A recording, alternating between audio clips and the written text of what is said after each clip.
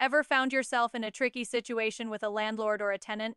Well, this case is a masterclass in how things can go south fast. Let's break down this courtroom drama. On one side, we have Jody Johnson, the landlord. On the other, her former tenants, Amy Sankey and her boyfriend, James Vincent. The story starts simply enough. Jody and Amy were once friends. Amy was renting Jody's house, living there with her daughter. But then the daughter moved out and the boyfriend, James, moved in. According to Jody, this is where the trouble began. She wasn't a fan of the new arrangement. So, Jody decided she wanted her property back. She gave them notice saying she planned to sell the house.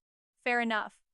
But here's the first twist. Amy and James allegedly overstayed their welcome by 2 weeks. Jody had a security deposit of $1,500. She used that to cover the last month's rent. But when she finally got back into her house, she claims she found substantial property damage, and that's why we're in court. Jody wants them to pay up for the repairs. The judge wants to get the facts straight. First question, when did the tenants actually move out? Amy says it was July 14th. Now, here's a crucial point for any renter or landlord to remember. The judge explains that if you're living in a property on the first day of the month, even just 1 minute past midnight, you owe rent for the entire month. So, since they were there until July 14th, they owe rent for all of July. Did they pay it? Amy admits, no, they did not. The judge then digs into the security deposit. How much was it? $1,500 and the monthly rent. Just under $900. Let's call it $895. So, the security deposit was more than enough to cover 1 month's rent. That seems simple, right? Wrong. Jody, the landlord, drops a bombshell. She says they didn't just miss July's rent. They didn't pay for June either. The judge turns to the tenants. Is that true? Amy confirms. Yes, they didn't pay for June or July. Now it's time for some courtroom math.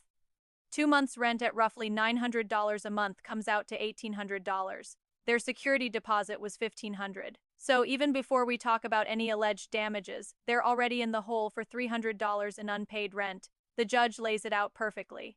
The $1,500 deposit is completely wiped out by the unpaid rent, and they still owe $300 on top of that. This is a great moment in the courtroom. The judge even shares a little story about an email she got from a young woman who wanted to go to law school but was worried about her math skills. The judge's advice? You don't have to be a math genius. You just need a good sidekick who is. It's a lighthearted moment, but it brings us back to the cold, hard numbers. The judge makes sure everyone is on the same page. She looks straight at Amy and James and says minimally, you owe her $300. And that's only if you left the house in pristine condition. She explains that since their security deposit is already gone, any damage beyond normal wear and tear is an additional cost they'll have to cover. She asks them, am I registering? Are we all on the same wavelength? After a little prodding, they both agree. They understand they're starting $300 in debt before a single piece of evidence about the damages has even been shown. This case is a perfect example of why keeping records is so important. Unpaid rent can quickly eat up a security deposit, leaving a landlord with no buffer for repairs. For tenants, it shows how quickly debts can pile up and how important it is to understand your lease agreement, especially the rules about paying for the full month. The stage is now set for the main event, the battle over the damages. What did Jody find when she entered the house? Was it just normal wear and tear, or was it something more? We've established the baseline debt, but the final amount could be much, much higher depending on the evidence of the damages. The tension is building, and you can tell the judge is ready to see the receipts and photos.